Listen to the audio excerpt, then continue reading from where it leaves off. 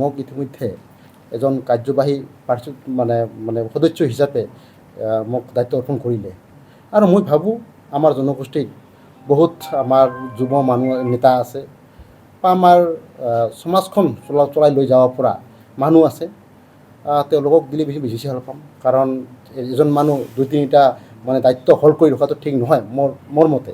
সেইকাৰণে ধৰি লওক যাকে নিদিয়ক কিয় মোৰ এটা অনুৰোধ থাকিব যুৱ প্ৰজন্মক আগবঢ়াই আনিব লাগে, আৰু যাকে দায়িত্ব নিদিয়ক কিয় বা আমাৰ টিকেট প্ৰদান নকৰক কিয়, যিখিনি মোৰ এজন হিচাপে যিখিনি কৰণীয় মই দিনে ৰাতি একাকাৰ কৰি মোৰ দলীয় যিখিনি কাম মই নিষ্ঠা আৰু শ্ৰদ্ধাৰে কাম কৰি যাম। মই তিনিজনকে অভিনন্দন জ্ঞাপন কৰিছোঁ। আৰু এনেকৈ যিহেতু চাওক, এতিয়া আমাৰ মূল মন্ত্ৰ হ'ল NDA। আমাৰ NDA হিচাপে আমি আমাৰ সন্মানীয় যশস্বী মুখ্যমন্ত্ৰী ডাঙৰীয়াৰ হাতখন শক্তিশালী কৰিব লাগে। ইয়াত কোনো আমাৰ BPF, BJP, AGP এইবিলাক মনোভাৱ আনিব নালাগে। যেতিয়া আমি NDA হিচাপে কাম কৰিম, যেতিয়া আমাৰ মনত এটা ভাতৃত্ববোধ ঐক্যতা থাকিব, তেতিয়াহে আমাৰ দেশখন আমি শান্তি শৃংখলাবদ্ধভাৱে বন্ধুত্বসুলভভাৱে আগুৱাই লৈ যাব পাৰিম। ৰাজনৈতিক যিবিলাক সৰু সুৰা বাদ বিবাদ আছে এইবিলাক নোহোৱা হ'ব। এইকাৰণে আমি চবেই মিলি NDA হিচাপে কাম কৰিব লাগে। আনুষ্ঠানিকভাৱে পূৰ্ণাংগ দায়িত্ব মোক হিচাপে প্ৰদান কৰিলে। আপোনালোকে জানে ইতিমধ্যে মই BTC ভাৰপ্ৰাপ্ত হিচাপে মই কাৰ্যনিৰ্বাহ কৰি আছিলোঁ। আজি পূৰ্ণাংগ দায়িত্ব অৰ্পণ কৰিলে। আজি 3জন MCLA মোৰ দায়িত্ব প্ৰদান কৰিলে। অলপ আগতে আমাৰ অৰ্থনীতিটো হৈ গ'ল। আচ্ছা, যিহেতু আমাৰ BTCখন যি মহান এটা লক্ষ্য লৈ আমাৰ শ্ৰদ্ধাৰ ডাইনামিক লিডাৰ হাগ্ৰাম মহিলাদেৱে চলাৰ এক চবকে লগত লৈ চলা 26টা জনগোষ্ঠীক সম উন্নয়ন সম বিকাশ নীতিৰে যি এটা মহান উদ্দেশ্যৰ লগত লৈ সমসাময়িকভাৱে আগবঢ়াই লোৱা যায় যি উদ্দেশ্য, এই উদ্দেশ্যৰ লগত ৰাখি আজি হাগ্ৰাম মহিলাদেৱে বিভিন্ন জনগোষ্ঠীৰ মানুহখিনিক ৰাজনৈতিক শৈক্ষিক সামাজিকভাৱে আগবঢ়াই লৈ যাবৰ কাৰণে যি নিৰ্বাচনৰ পূৰ্বে যি জনগোষ্ঠীবিলাকক প্ৰতিশ্ৰুতি প্ৰদান কৰিছিল, আৰু এই প্ৰতিশ্ৰুতি মৰ্মে আজি মোক কছাৰী জনগোষ্ঠীৰ প্ৰতিনিধি হিচাপে মোক এই দায়িত্ব প্ৰদান কৰিলে।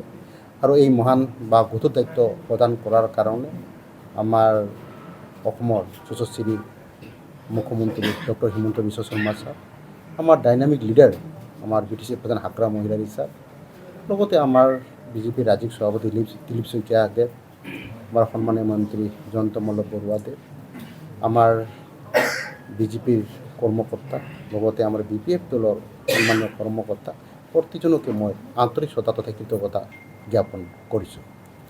আৰু চাওক, যি এক মহান উদ্দেশ্য তথা আগতে ক'লোঁ মই, যি আমাৰ শিৱসাৰৰ BTCত বসবাস কৰা এই প্ৰতিটো জনগোষ্ঠীক লগলৈ একেলগে সকলোৰে বিকাশৰ কথা চিন্তা কৰি তেখেতে আগবাঢ়ি আছে।